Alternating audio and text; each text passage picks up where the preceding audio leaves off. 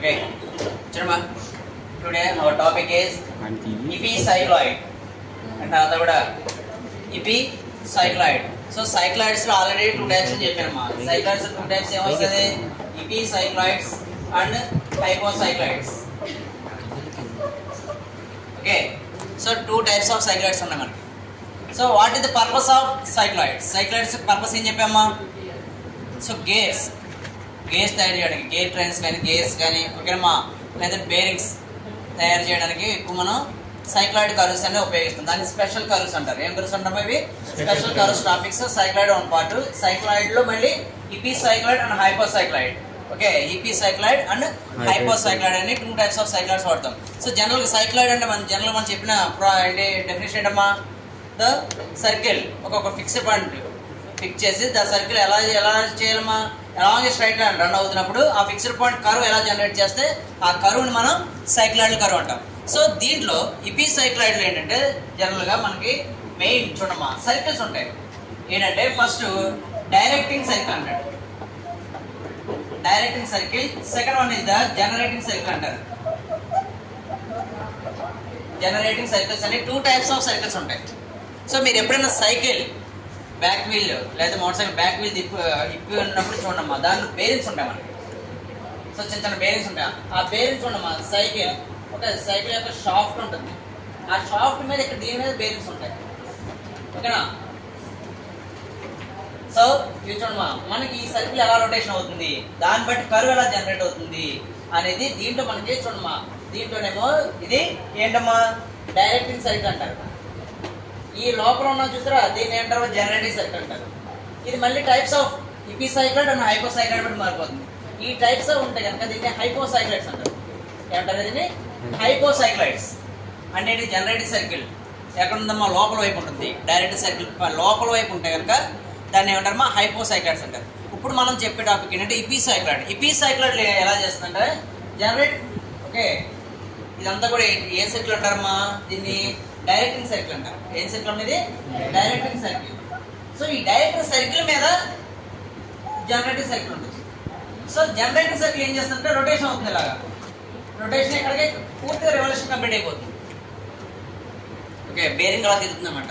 So తిరుగుతున్నప్పుడు ఎక్కడ వరకు ఎక్కడి నుంచి స్టార్ట్ అయ్యి ఇలా కర్వ్ వచ్చి ఇక్కడ ఎండ్ అయిపోతుంది అన్నమాట. సో దీన్ని ఇపిసైక్లాయిడ్స్ అంటారు. ఏంటంటారమ్మా? ఇపిసైక్లాయిడ్స్. సో రెండు సర్కిల్స్ ఉంటాయి. ఏ సర్కిల్స్ ఉంటాయమ్మా? Generating circle and directing circle అని చెప్పి ఉంటుంది.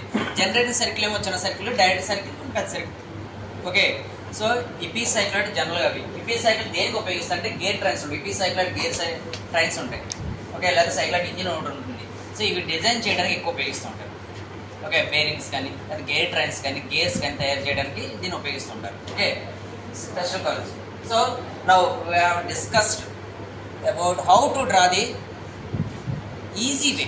డ్రా అది కూడా ఎలా అంటే ఈజీ వే ఫర్ ఇపిసైక్లాయిడ్ ఎలా అనేది డ్రా చేస్తాం చూడండి. దాన్ని మనం ప్రాబ్లంలో చదవడం. ఆ ప్రాబ్లం ఏమి ఇస్తాం? మనకు ఒక డైరెక్టింగ్ సర్కిల్ ఇచ్చాడు. Okay, so first generating circle ఇచ్చాడు చూడమ్మా. జనరేటింగ్ సర్కిల్ ఎంత ఇచ్చాడు మనకి? 40 mm. 40 mm జనరేటింగ్ సర్కిల్ ఇచ్చాడు. ఓకే, అది కూడా ఏంటి? డయామీటర్ ఇచ్చాడు క్యాపిటల్ డి. ఓకేనమ్మా, స్మాల్ డి అనుకోండి. ఓకే, అదేవిధంగా డైరెక్టింగ్ సర్కిల్ క్యాపిటల్ డి ఇచ్చాడు. ఎంతమ్మా? 150 అనేది రెండు డయామీటర్స్ ఇచ్చాడు. ఒకటి జనరేటింగ్ సర్కిల్, ఒకటి డైరెక్టింగ్ సర్కిల్. సో దీంట్లో ఫస్ట్ మనం సర్కిల్ డ్రా చేయాలంటే ఏం చేయాలి? ఏం కావాలి? మన డైమెన్షన్ ఏం కావాలి? రేడియస్ కావాలి. వినపడతాం అందరికి. సర్కిల్ డ్రా చేయాలంటే ఏం కామ్మా? రేడియస్ కావాలి. దీంట్లో రేడియస్ ఏమవుతుందమ్మా? R = D/2 that equal to 40/2 that equal to 20 mm. So అదే డైరెక్టింగ్ సర్కిల్ ఏమవుతుందమ్మా? క్యాపిటల్ R బై ఏమవుతుందమ్మా? Capital D/2 that equal to 150/2 that equal to 75 mm. So small r ఎంతమ్మా? Small r ఎంత? 20. Capital R ఎంతమ్మా? 75 mm. Capital R 75 mm. ఇందాక already నేను చెప్పాను directing circle మీద. ఓకే, జనరేటింగ్ సర్కిల్ రొటేషన్ అవుతుంది. కంప్లీట్ రొటేషన్ అయినప్పటికి సో యాంగిల్ అనేది ఫార్మేషన్ అవుతుంది. యాంగిల్ అనేది ఫార్మేషన్. సో ఈ యాంగిల్ థీటా అంటారు. యాంగిల్ ని థీటా అంటారు. సో థీటా ఫైండ్ అవుట్ చేయడానికి ఫార్ములా ఉంది. So theta equal to small r by capital R into 360 degrees. Okay, 360 degrees. ఏంటమ్మా 20/75 into 360. సో క్యాలిక్యులేట్ చేస్తే 96 ఇంచుమించు 96 98 అలా వస్తుంది. ఓకే, సో అది యాంగిల్. సో ఆ యాంగిల్ బట్టి మనం డ్రా చేయడం నేర్చుకోండి. యాంగిల్ ఫైండ్ అవుట్ చేసి డ్రా చేయొచ్చు. ఇది జనరల్ టాపిక్, అంటే జనరల్ గా రూల్ అది. సో అది కాకుండా ఇంకా సింపుల్ వేగా ఎలా చేయాలో చెప్తాను చూడండి. Okay, so first of all ఆ రెండు సర్కిల్స్ యొక్క డయామీటర్స్ ఆల్రెడీ ఐడియా ఉంది మనకి, R20 R75. సో ఫస్ట్ ఏం చేస్తారంటే వర్టికల్ లైన్ అయినా పర్వాలేదు, లేదా ఒక ఇంక్లైన్ లైన్ అయినా. ఓకే, ఒక ఇంక్లైన్ లైన్ తీసుకున్నాం. ఓకే, ఒక ఇంక్లైన్ లైన్ తీసుకోండి. ఓ అనుకోండి, ఏదో ఇంక్లైన్ లైన్ లేదా వర్టికల్ లైన్ అయినా పర్లేదు, ఎలా అయినా పర్లేదు. దీనిలో ఫస్ట్ మనం డైరెక్టింగ్ సర్కిల్ డ్రా చేయాలి. ఏం చేయాలమ్మా? Directing circle. ఎంతమ్మా రేడియస్ అది? 75 mm. 75 mm. సో 75 mm తోటి డైరెక్టింగ్ సర్కిల్ డ్రా చేస్తున్నాం. ఓకేనా? నెక్స్ట్ ఈ డైరెక్టింగ్ సర్కిల్ పైన మనకి ఏం కావాలి? జనరేటింగ్ సర్కిల్ గీయాలి. సో జనరేటింగ్ సర్కిల్ రేడియస్ ఎంత? 20. తినమ్మా. సో ఫస్ట్ చూడాలి అందరూ కూడా ఎలా గీయాలి. లాస్ట్ పర్సన్ ఏం చేస్తున్నారు? సో ఎలా చేయాలమ్మా? ఎక్కడైతే మనకి లైన్ కండక్ట్ అయిందో, ఆర్కిని 75 మార్క్ ఉన్న కండక్ట్ అయిందో దాని దగ్గర ఫస్ట్ మనం రేడియస్ తీసుకుంటాం. రేడియస్ అంటే centre point of the generating, sorry ఏంటమ్మా, జనరేటింగ్ సర్కిల్ యొక్క సెంటర్ పాయింట్ ఫైండ్ అవుట్ చేస్తాం. O1 అనుకోండి. సో ఇప్పుడు సర్కిల్ డ్రా చేయండి.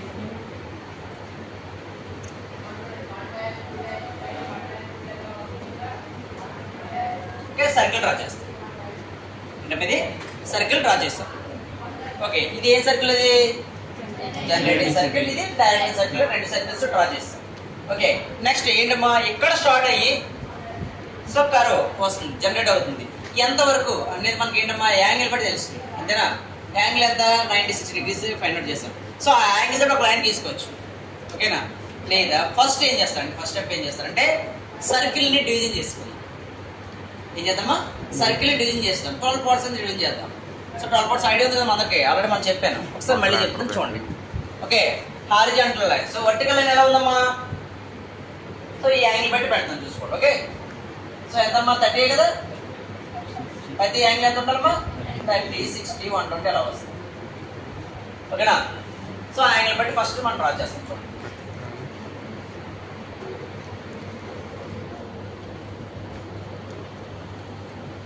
సర్కిల్ ఏం చేస్తాను? ఇక్కడ డివిజన్ చేస్తున్నాను, ఈక్వల్ పార్ట్స్ కింద డివిజన్ చేస్తున్నాను. ఓకేనమ్మా? వినపడుతుంది అందరికి?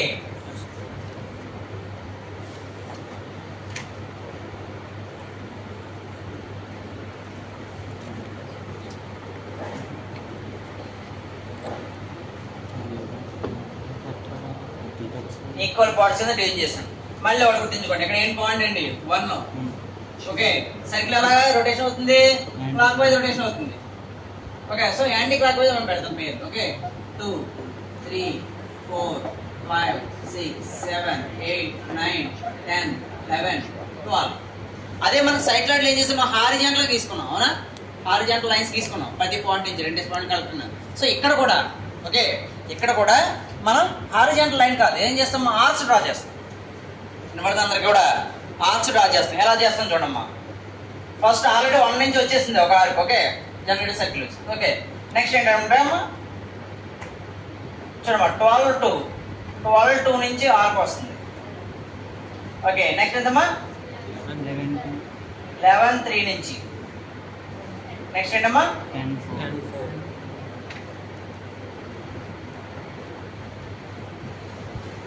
10, 4.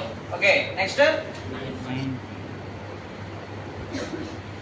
9, 5. నెక్స్ట్ అమ్మా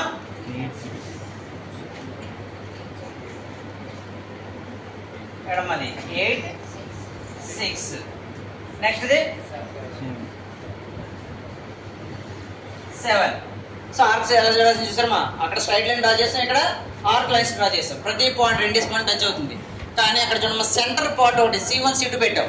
ఇక్కడ సైక్లాయిడ్ లో ఇక్కడ ఏం చేస్తాం? సెంటర్ లైన్ మీద వస్తాయి పాయింట్లు కూడా, కానీ సెంటర్ పాయింట్ ఏది? అక్కడ సెంటర్ లైన్ మిడిల్ కలిసిపోయింది. 8, 9 పాయింట్స్ కలిసినాయి. అక్కడ 10, 4 ఉంది. 10, 4 పాయింట్స్ కలిసినాయి అక్కడ లైన్. సో ఇక్కడ సెంటర్ పాయింట్ కావలేదు. సో సెంటర్ పాయింట్ విడిగా డ్రా చేయాలమ్మా. ఇదే మెయిన్ ఇక్కడ centre point. So centre part ఉంది చూసారమ్మా, ఇది సెంటర్ లైన్ అనమాట. అర్థమైందమ్మా? సెంటర్ లైన్ విడిగా డ్రా చేయాలి.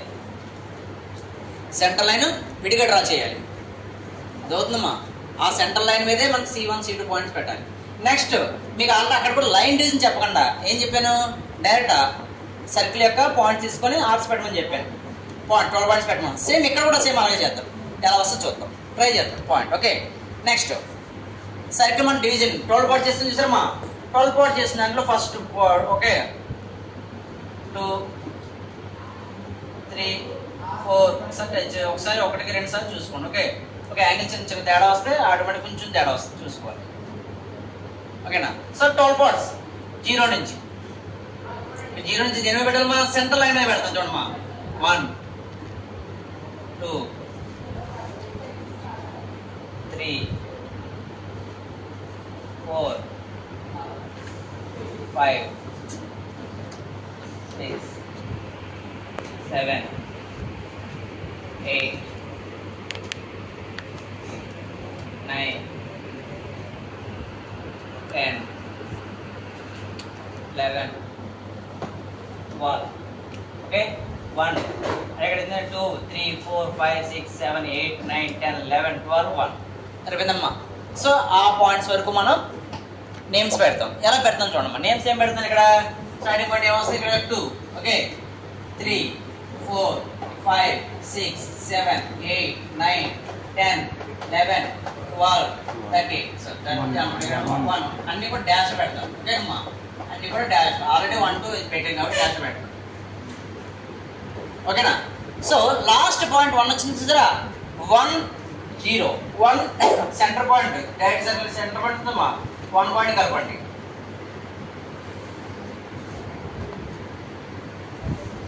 సో కరెక్ట్గా ఇక్కడ మీరు యాంగిల్ ఎంతైతే 96 అన్నామో ఖచ్చితంగా 90 డిగ్రీస్ వస్తుంది.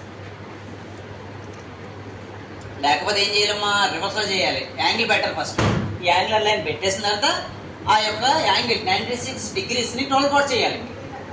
సో అలా చేయకుండా ఏం చేస్తాను నేను, డైరెక్ట్ ఆర్కుండా సర్కిల్ యొక్క దాన్ని డివిజన్ చేస్తాను. ఈజీ అయిపోయింది అన్నమాట పని. లేదా మన ఏంటి 96/12 అని పెట్టి ప్రతి డిగ్రీస్ లో యాంగిల్ డివిజన్ చేయాలి. కొంచెం కష్టం అది, మీకు అలా ప్రొసీజర్ ఉంది. సో ఇలా ట్రై చేసి చూడండి ఎలా వస్తుంది చూడండి. అలా రాకపోతే ఆ మోడల్ అదిగేస్తాం. ఓకేమ్మా? సో ఫస్ట్ ఇది. సో దీని తర్వాత ఇంకా మ్యాక్సిమం ఇప్పుడు ఎలాగా సేమ్ సైక్లాయిడ్ ఏం చేయాలమ్మా, ఏం చేస్తాం, రేడియస్ సర్కిల్ యొక్క రేడియస్ తీసుకుంటాం.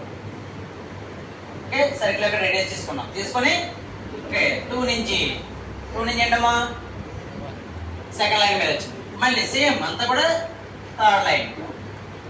నెక్స్ట్ 4th లైన్ మారుతుంది చూసుకోవాలి, సెంటర్ లైన్ మీద రాకూడదు. ఓకే సెంటర్ లైన్ వేరే ఇక్కడ 5th 6th 7th టచ్ చూసారా. సో కరెక్ట్ అనమాట. నెక్స్ట్ మళ్ళీ 8 పాయింట్ 8 9 10 11 12 1 పాయింట్. ఓకేనా?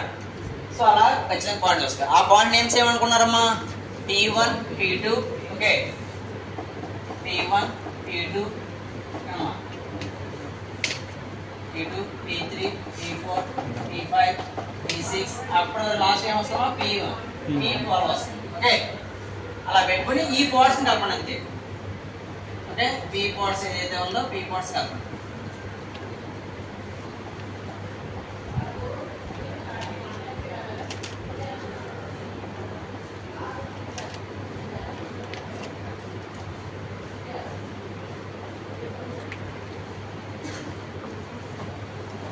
సో ఒక ఆర్క్ని ఒక్కసారి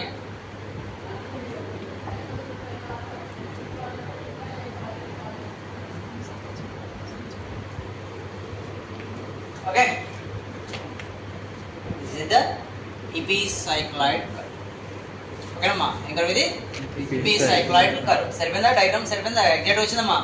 సో అదే మీరు ప్రొసీజర్ అయితే కంపల్సరీ ఎలా ఉంటుంది, ఇది యాంగులర్ ఫస్ట్ యాంగిల్ పెట్టుకుని అందుకని యాంగిల్ ఫైండ్ అవుట్ చేస్తాం. యాంగిల్ పెట్టుకుని యాంగులర్ డివిజన్ చేయాలి.